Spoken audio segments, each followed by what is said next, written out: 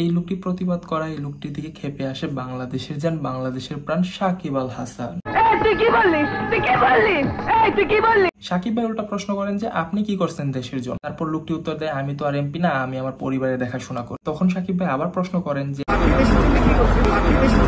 কথা তো সত্যই, ওই ভাইটা আর আমরা দেশের জন্য কি করছি? মাস যেতে না যেতেই এবার তার উল্টো চিত্র।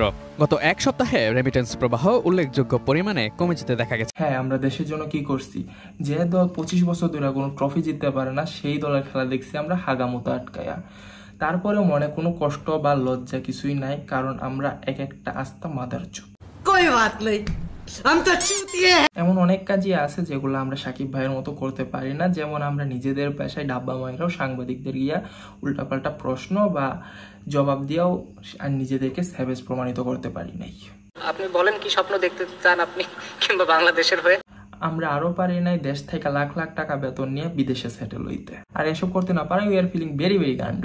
আমার ভুল হয়েছে, ক্ষমা করে দিন। ঠিক আছে ভাই, আপনি একজন ন্যাশনাল ক্রিকেটার এন্ড এমপি মানুষ, তাই আপনার উপর থেকে অনেক চাপ আসতেছে, তাই আপনি কিছু বলতে বা করতে পারতেছেন না, মানলাম।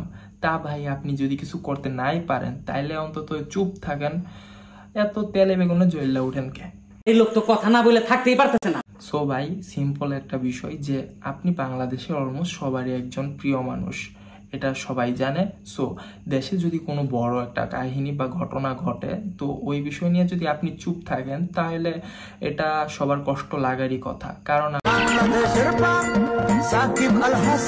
দেখেন ভাই আপনার অনেক ডাইহার্ড ফ্যান আছে, বাট আমি তাদের কথা বাদ দিলাম, আমি আমার কথাটাই বলি। সো আমার ফ্রেন্ড লিস্টে এমন কেউ আসছিল না যে কিনা আপনার নিয়ে ট্রোল করছে না। ওই মোমেন্টে সবাই আপনার নিয়ে ট্রোল করতেছিল, যারা ফেসবুক পাশে আছে সবাই অলমোস্ট।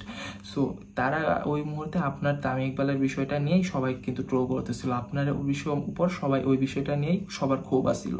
সো আমি একমাত্র আমার ফ্রেন্ড লিস্টের মানুষ আসছিলাম যে কিনা আপনার নিয়ে পজিটিভ পোস্টগুলো করছি সবচেয়ে বেশি। যখন আপনার নিয়ে পোস্ট করলে লাভ রিয়াক্টের সাথে হাহা বেশি আসতো, আমি তখনও তাও ইচ্ছা মতো পোস্ট করে গেছি, আমার কাছে ওইগুলো ম্যাটার করে নাই, আমার কাছে এগুলো ম্যাটার করেও না যে কে কি বললো না কি করলো।